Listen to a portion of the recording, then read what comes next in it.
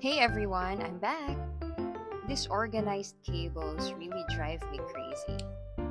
So I had an idea to use these plastic containers to finally organize our stuff. I don't want anybody seeing this clutter, so I put it inside a cabinet and organized them properly. I threw away all those that are not usable anymore and put everything together. You always have to create a space for the new ones and the new gears.